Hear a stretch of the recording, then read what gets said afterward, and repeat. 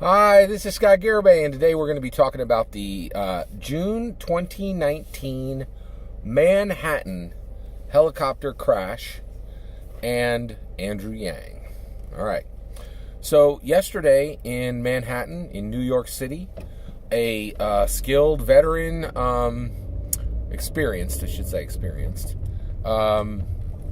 helicopter pilot flew a helicopter directly into a New York City building at a height of 700 feet.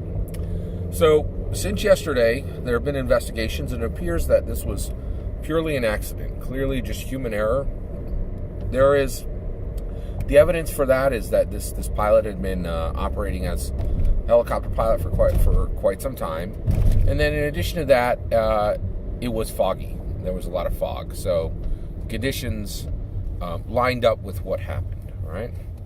Okay, so this is a major international event. It's really more than national because the biggest reason I think this is such a huge event, it's a point-in-time event requiring point-in-time maneuvering from all of the politicians that are currently running for the U.S. presidential election. And the reason why is it's clearly an echo of 9/11, right? So you have a flying vehicle flying directly into a building in the middle of New York City, right? In Manhattan. And that's scary. That is really scary for a whole lot of people. It's scary for the people of New York City, scary for the people of the state of New York, and it's scary for every American, right? Yesterday I got this news. A buddy of mine I was at work, and I saw a notification that's, one of my buddies on Facebook had said, somebody just flew a helicopter into a building in New York City. And I was like, oh boy. Right now I was at work. I didn't have time to do any investigation or anything. So when I got home, my junior high son said to me, hey, somebody flew a helicopter into a building in New York City. And I was like, okay, tell me all the details and give me the scoop, right? And he did. He told me all about it, right? And it appears to just be human error, and also, we'll talk a little bit more about the reason why this happened, right? So when we take this event and we shine the light of this event onto Andrew Yang, what reflects off? Well, for me, Scott Garibay, there are 4 elements that reflect off of this. I'm going to deal with them one at a time, and I'm going to use a mnemonic to talk about each of my points. And the first one is envy. I'll use my mnemonic right now. My mnemonic is, I'm envious of your inert local solace. All right, so the first one is envy. So I'm going to tell you a story right now about New York City and helicopters in Manhattan, right? A personal story that links to what happened yesterday. All right, so for me, this feels like a local event, and the reason why is about a half a dozen times a year, about every month or two, I will strap my bike on my bike rack on my Kia Spectra XL, and I will head up to New York City. And a good friend of mine a long time ago told me how to get in and out of New York, and I use that process to this very day. I take my car and I drive up to Staten Island, and then I find where the Staten Island ferry is, and then I drive exactly 1 mile out, and I park for free in the suburbs. So I bring my vehicle all the way up to New York. I pay $0 for parking, and then I ride my bicycle to the Staten Island ferry, and I take the Staten Island ferry across from Staten Island to Battery Park. Okay, and when you reach Battery Park, if you go left, you will find a beautiful a beautiful walk that goes across the waters of Manhattan, and it's really scenic, very nice city walk. But if you turn right, just a few hundred feet from Battery Park, you will find the downtown Manhattan heliport. Now, the downtown Manhattan heliport is fascinating to me. Whenever I go to New York City, I start that journey by coming off of the Staten Island ferry with my bicycle. I take my bicycle across. I take my bicycle across on the Staten Island ferry, and I just ride that few hundred feet down. And I start my day by eating some oranges and some nuts out of a bag, just to give myself some energy for my bicycling that day. And I take that moment to eat and fuel up right there at the downtown Manhattan heliport. So when I heard a helicopter had hit a building, I knew one of the reasons why, in my opinion, one of the reasons why this has happened is there's close to 60,000 flights that go out from that heliport every year. It's like an incredible amount of flights, right? There's about 60,000. Sorry, in New York, there's 60,000 helicopter flights every year, and about 3,000 of them, and most of them are centered around this heliport. About 3,000 of those are not sightseeing. They're VIP, police, and medical, right? So basically, that's what this story links to, is who is at those heliports, okay? So one day, I'm there, and I've made my journey. I'm fueling up for the day's ride. I usually ride between 10, 15, 20 miles a day in New York City. Sometimes I'll do an Airbnb, shoot 10, 20 miles on Saturday, do an Airbnb, and then do another 10 or 20 on my bicycle the next day, right? So this day, I'm there, and I'm watching, and it's really fun. It's just fun for me to watch these helicopters come and go, right? Because and you see all kinds of different things, right? You see sightseeing tours, but you also see, that's real close to the financial district. That's right near the charging bowl, all that, and you'll see literally titans of industry just roll out on their own helicopters, right? So one of the things that was interesting was I saw this gentleman comes up. He's in a nice wool suit. He's got, leather shoes on. It looked like that from a distance. His wife's in a nice dress. She's got a coat on. And they got two beautiful kids. Look like they were going to church, right? And they're there, and they go up, right? And on the heliport, there are two helicopters at the time. The heliport can take 6 or 8 helicopters at the same time. There were two at the time. There's a red and white sightseer helicopter, which was a very nice helicopter, okay? But it didn't look nice because there was this super, super dope jet black, shiny jet black helicopter, right? It was very angular, right? And it was clear that these two helicopters, they were both helicopters, right? But they were both helicopters the same way a Chevrolet Corvette and a Ford Fiesta are both vehicles, right? One was clearly nicer than the other, right? And the one was probably millions and millions. They're probably both, one was certainly millions of dollars, right? But one was a much better vehicle than the other, right? So with that, I watched this gentleman, and a guy comes out to bring them to their helicopter for their helicopter tour. Now this gentleman is taking his whole family on a helicopter tour. I have sat at the downtown Manhattan heliport more times than I can remember. Certainly more fingers than I have, right? And probably more toes than I have, right? Just enjoying the view, right? But this guy, and I have never been on a helicopter because I ain't got helicopter kind of money, not even sightseer helicopter kind of money. I have enough money for everything I need, quite a bit of what I want, but not everything I want, right? I would love to go on a helicopter ride, but I've never had one because they're expensive, right? So this guy's taking his whole family on a helicopter ride, right?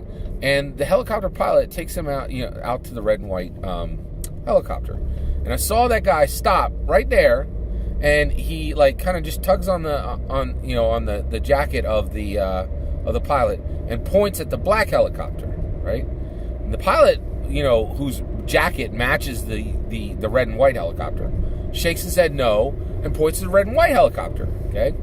And the guy, you could even puts his hands on his hips and then points again at the black helicopter, right? I couldn't believe this, and so they had words, right? And then they went back, right? They didn't go. I was like, what the heck, right? So this guy, right, with his family, was struck by helicopter envy. He was not satisfied with the quality of helicopter that he had been supplied, right? Which was ridiculous, right? So that is the entire point of this, right? What we are seeing right here is the supply of the freedom dividend, the supply of UBI. We are a nation that absolutely, without a doubt, can afford UBI and absolutely can afford to supply the freedom dividend. We do have massive, peerless wealth. No country in the history of our world has had this type of wealth. And we are more wealthy than any other nation in the world. And you can see that because we're a nation where helicopter envy can occur, right? never seen anything like this. Helicopter envy, right?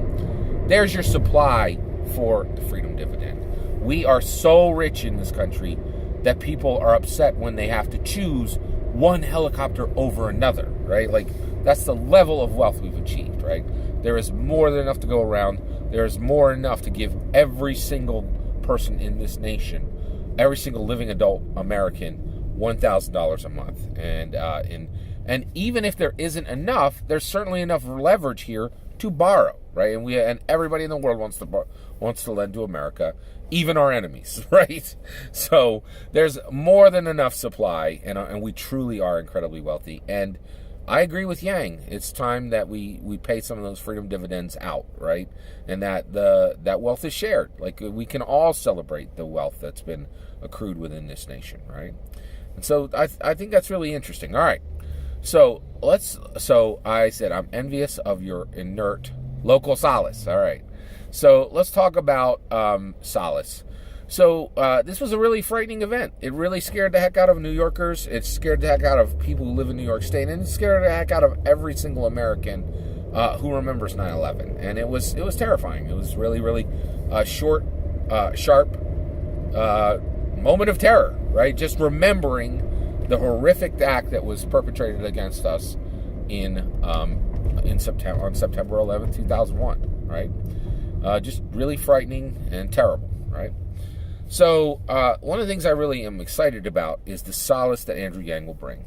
So when events like this happen during his presidency, we're going to have a measure of solace. Why is that? Well, right now we have a president who uses fear, deception, manipulation as tools, right?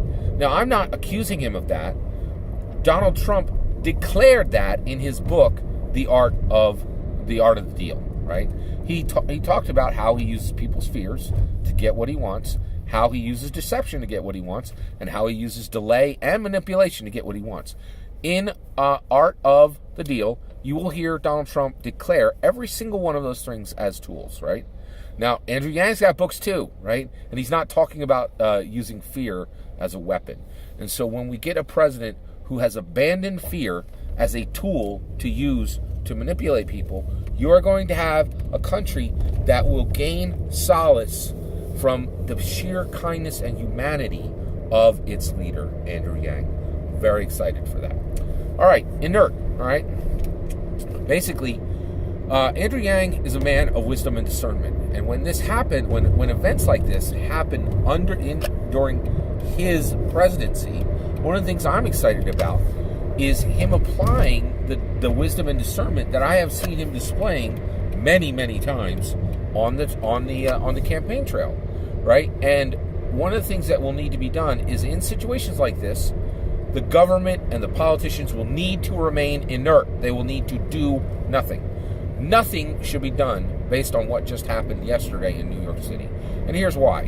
One pilot made one mistake, right? And he crashed his helicopter into a building. It scared a bunch of people.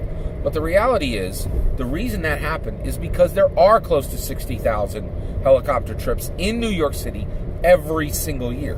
By the numbers, one of those is going to go wrong every now and then, right? Americans live balled out, super amazing, robust lives. And when you live a balled out, super robust life, you're going to take some falls, right? This is this is the helicopter pilot community taking a single fall, right? With those kind of numbers, there's going to be mistakes, right? When I ride my bicycle, I go over the handlebars every now and then, right? And the reason why is I live a robust, adventurous life, right? And if you're doing things of significant, if you are having fun, America has fun, right? Flying around the city is just a bunch of fun, right? And that risk is worth, and that enjoyment is worth risk, right? So Andrew Yang, in this type of situation, if he was president right now, he would need to know to remain inert, to do nothing, to not add additional regulations, to not add additional safeties, to not add, to not fix a problem that is not a problem, right? What happened really yesterday is not a problem. It is purely a symptom of our baller, robust American life, right?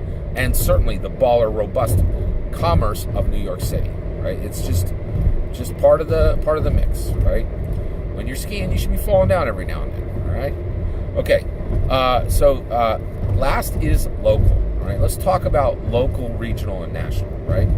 So yesterday when this happened, immediately the mayor of New York City, the governor of New York State, and the president needed to be aware of this, right? The president needed to be aware of this because this was an echo of 9/11. This was not simply a local and regional problem. It was also a national problem, right? Now, right now, we have never, ever, ever had a tech-savvy startup president, right? We have had politicians all along the line, and now we've had one businessman who is technology tolerant. I wouldn't say he's savvy. And even Obama, I don't think he was technology savvy. He was technology knowledgeable, right? Certainly not at the level of Andrew Yang, who's an American tech entrepreneur, right? But we're about to have a tech savvy startup president. What you will see is situations like this, right? Startups know how to communicate extremely well. They know how to blend soft skills and hard skills, right? And so one of the things that we're going to be able to see is we're going to be able to see tech savvy and startup mode applied to government. And I wouldn't be surprised if yesterday it was like 3 hours before everybody was informed, right? Whereas under a tech savvy startup mode, communication can happen dynamically, right? One of the things, I worked for a startup a long time ago, and one of the things they did is, I've been in companies where they did reporting, where they would build a report and send it, right? I was at a tech startup where it's like, I said, hey, when I was at the startup, I said, hey, when am I going to receive this report? And they're like, you don't receive that report. You go to this page, and it dynamically tells you the situation now, at every moment of the day, and it refreshes every 30 seconds, right? That is a tech-savvy startup mode communication. Can you imagine applying tech-savvy startup mode communication, which Andrew Yang is an expert at, right, to our government? It is going to be wonderful, exciting, and really productive and beneficial for the American people. All that is my opinion. What do you think? Do you think that with Andrew Yang, we're going to have more solace, that we're going to be able to communicate, that the local, regional, and national leaders will be able to communicate more seamlessly? And do you agree that yesterday's event in New York City really demands absolutely no response as far as new regulations, new laws, or any type of fix from any of the local, regional, or national politicians? I'd love to hear your opinion. Let me know in the comments below. Please consider liking and subscribing, and have a wonderful millennium.